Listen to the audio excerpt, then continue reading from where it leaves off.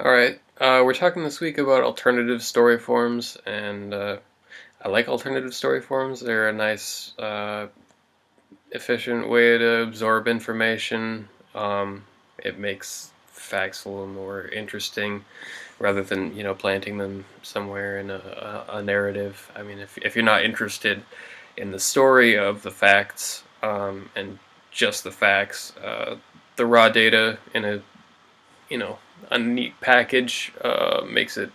I don't know. I'd rather I'd rather deal with alternative story forms for certain stories than the narrative. But I still feel like traditional um, journalism has a prominent place in today's uh, media.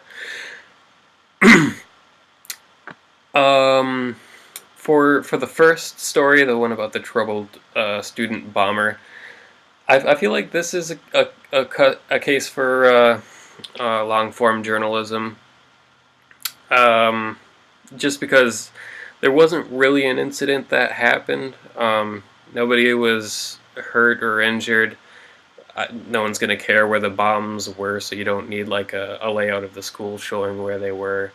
Um, the incidental facts about the propane tank storage facility and the fireworks factory, those are, nice anecdotal uh, points you can insert into the story. But I think the main story is about how the guidance counselor found the bombs and handled the situation, um, and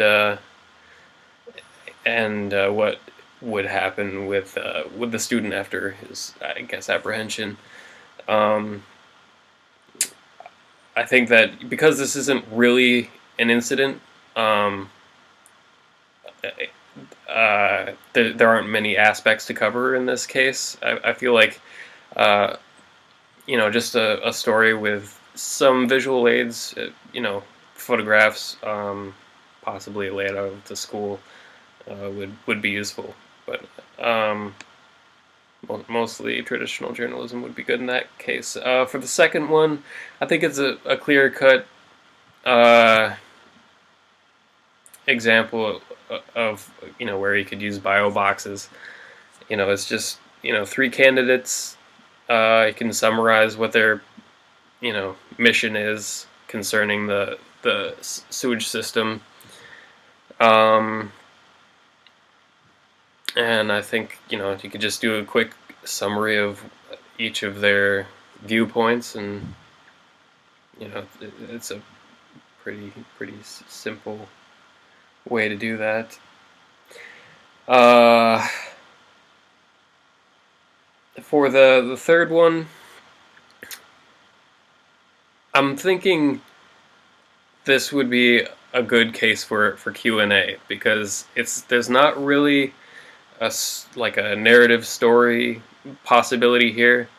There isn't really a way to show the gene sequence, or like graphically, and because that wouldn't really mean anything to the layman.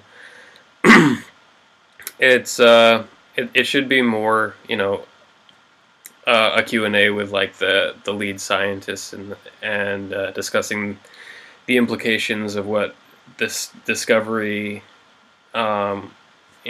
holds towards the future of curing the disease, or at least treating the disease of multiple sclerosis.